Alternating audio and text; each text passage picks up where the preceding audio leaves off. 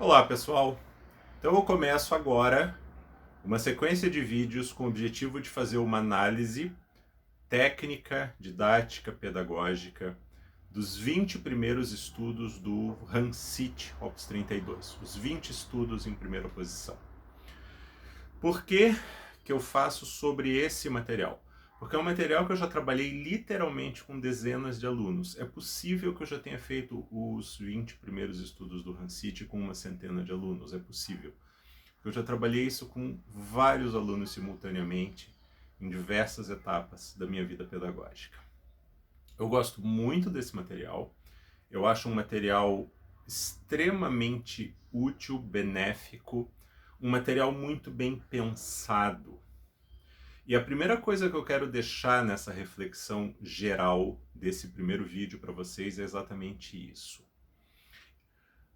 Nós, como professores, na hora que a gente vai aplicar um material com um aluno, por mais que o material muito claramente tenha uma sequência, como o primeiro volume do Rancid claramente é um material que deve ser feito sequenciado, com uma, duas exceções nas quais a gente pode ter alguma flexibilidade, isso ficará claro mais para frente.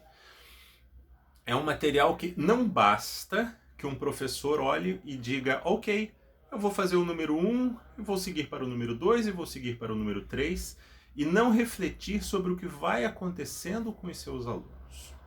Eu tenho uma visão sobre o primeiro volume do CIT que eu considero uma visão bastante pessoal, porque quando eu era estudante eu não fui encaminhado tecnicamente através desse livro. Eu estudei quando era adolescente com um senhor chamado Luiz Soler. Aqui tem uma fotinho dele. Ele também era poeta. Então, isto aqui é um livro de poemas dele, que ele publicou em 1999, chamado Búzios de Aquário. Tem o autógrafo aqui para mim. Eu estudei com ele na adolescência e ele tinha um processo muito peculiar de ensino, porque ele foi um grande pesquisador de material didático.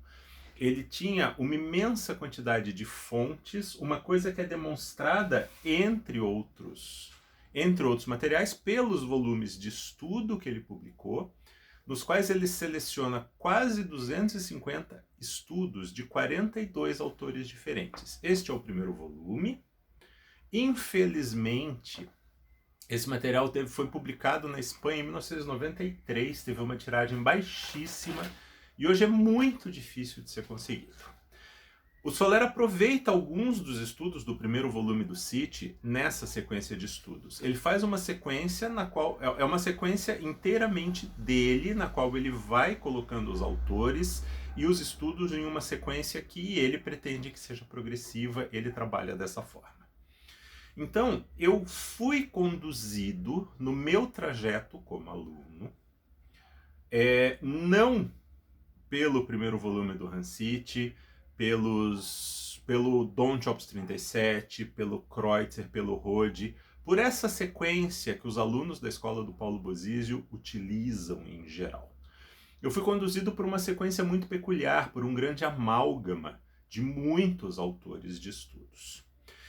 Isso, quando eu cheguei ao nível que eu comecei realmente a me entender como professor, por algum tempo eu usei esse material, mas eu achei esse material por algum tempo complexo demais, o material do Soler. E aí eu me voltei às fontes originais. Então, quando eu conheci o primeiro volume do Rancid, eu o conheci já com olhos de professor. E talvez por isso eu tenha uma série de aspectos que eu passei a observar nesse material que eu percebo que nem todos os professores observam. E eu gostaria de colocar um pouco isso. Também, o Soler me ensinou uma coisa já quando eu era aluno. Todo o método dele tem textos explicativos e esses textos ele vai condensando os erros, os problemas técnicos mais comuns que os alunos têm quando vão atravessar aquele determinado exercício, aquela determinada sequência de material. Ele chama isso de problemas sistemáticos.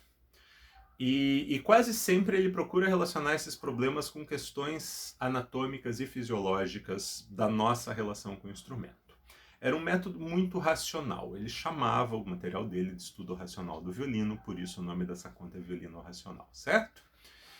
Então, por conta disso, quando eu comecei a trabalhar os estudos do Rancite, por um lado, eu tocava os estudos e procurava estabelecer objetivos bem claros do que eu gostaria que o aluno conquistasse trabalhando cada um daqueles estudos. Isso, quem vê o material do Soler, isso fica muitíssimo claro. Por exemplo, eu vou abrir aqui aleatoriamente. Então aqui tem um estudo de Berlioz e um estudo do Dont, Opus 38, não o Opus 37. Olha que interessante. Então, acima do estudo, tem uma explicação do que ele considera que o aluno deve trabalhar. Certo? A mesma coisa nesse estudo do Dont. Todo o material dele é feito desta forma. Então, isso para mim foi um ponto de partida. Eu nunca escrevi esses textos, eu pretendo agora falar esses textos para vocês nos próximos vídeos. E aí eu comecei a perceber certas questões técnicas que, assim, eu sempre brinco com os alunos, 90, 95, 99% dos alunos cometem determinados deslizes ou correm o risco de cometer determinados deslizes no decorrer da prática daquele estudo em si. E aí o meu objetivo passou a ser esse. Antes, quando o aluno vai começar o estudo, eu dou para ele uma ideia de qual é o objetivo. E à medida que ele vai praticando, que ele vai trabalhando aquele estudo, eu procuro evitar esses erros mais comuns, esses erros sistemáticos. É o que eu gostaria de sugerir de ensejar uma reflexão entre os professores que eventualmente usam esse método. Se você é um professor que não usa o método do Rancite, se você tem métodos alternativos nos quais você trabalha mais ou menos no mesmo patamar técnico desse volume, ainda assim, eu quero ensejar uma reflexão a você também. Se você faz isso, se você tem objetivos claros para cada um dos exercícios, para ir construindo uma escada técnica por onde os seus alunos vão subindo. Esses degraus têm que estar muito bem estabelecidos para que a escalada do aluno seja segura, na minha opinião. Então eu também gostaria de provocar, no bom sentido, algum colega que não utilize o primeiro volume do Rancite, que se de repente ele vir um pouco dessas minhas reflexões, talvez isso ajude a pensar um pouco no material também que ele usa, certo? A próxima coisa que eu queria discutir com vocês nesse vídeo introdutório é a importância de escolher uma boa edição. Eu gostaria de recomendar que não se usassem as edições que se encontram no IMSLP. Pelo menos até a última vez que eu olhei, só tinha edições com muitos erros.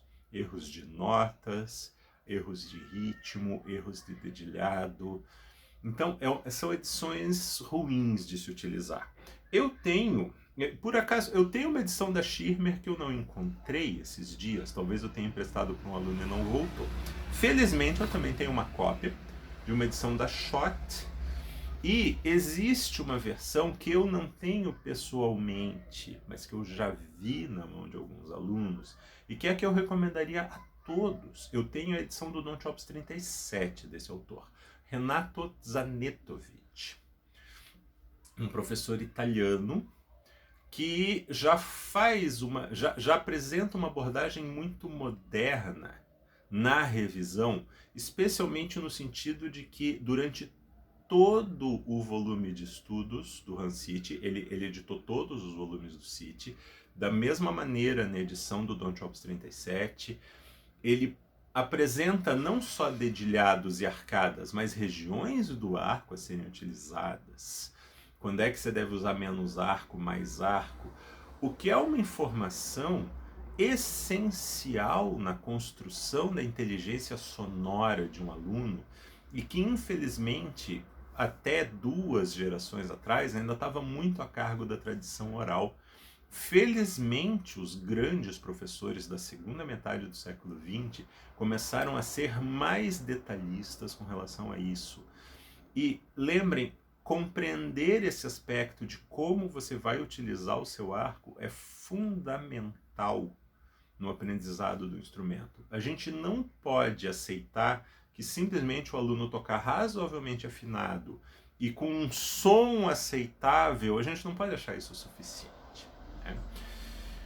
A última coisa que eu queria falar neste vídeo: um professor que olhar essas minhas futuras reflexões sobre esse material, ele vai encontrar coisas que talvez sejam fora da realidade da maior parte dos alunos. Digamos, é muito comum alunos tropeçarem no meio do caminho do Hansit, digamos assim, e não conseguirem finalizar alguns estudos nesse nível um nível ideal, digamos assim, que eu vou propor nesses vídeos para cada um dos estudos. Se for esse o caso, ou, por exemplo, se você é um professor que utiliza o método do Hansit e decidiu começar um aluno sem ter certeza ainda se ele estava ou não preparado para esse material e agora ele está tendo muita dificuldade, eu gostaria de propor que você tivesse essas ideias que eu vou colocar nos próximos vídeos, que você tivesse essas ideias como um horizonte ideal, mas que você buscasse chegar nesse patamar com o aluno de um modo gradual. Eu sei que falar é fácil, eu sei que isso exige uma certa vivência, mas eu realmente encorajo um professor que eventualmente sinta que está aproveitando de alguma maneira essas reflexões. Eu gostaria de encorajar esse professor a buscar ter essa experiência de dizer, ok, até aqui o aluno foi, se eu tentar chegar nesse nível ideal que esse cara no YouTube está propondo, o meu aluno vai desanimar, ele já não vai mais ter ritmo de estudo. É melhor a gente aceitar esse patamar e buscar que o próximo estudo seja proporcionalmente um pouquinho mais próximo do ideal. E outra coisa, qual é o momento ideal para iniciar o Hansit? Vários métodos de iniciação existem por aí, o mais famoso é o Suzuki, né? Existem outros métodos mais modernos, mais antigos, que são amplamente utilizados. Eu acredito que a gente não deve iniciar um aluno no Hansit sem que ele esteja passando com uma certa desenvoltura o arco inteiro e reconhecendo também tanto a condução de arco inteiro quanto de meio arco, metades de arco, tanto no talão, quanto na ponta, quanto no centro. E já ter razoavelmente bem compreendida todas as formas básicas de mão esquerda, semitom entre segundo e terceiro, primeiro e segundo, terceiro e quarto, tons inteiros com semitom aqui, e ter feito pelo menos um pouco de escala de 1/8, de 2/8, talvez. Então, dentro de uma lógica de quem usa o método Suzuki misturado com um pouco, talvez, do primeiro volume da Bárbara Barber, eu costumo passar num determinado ponto para os meus alunos aquele tema e variações do primeiro volume da Bárbara Barber, e o concerto, e logo em seguida o concerto Opus 35 de Haydn, em si menor, que com certeza todos os professores conhecem.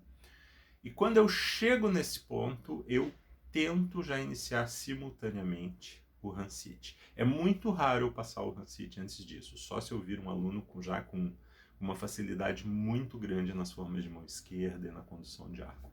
Normalmente eu tento deixar mais ou menos para esse momento.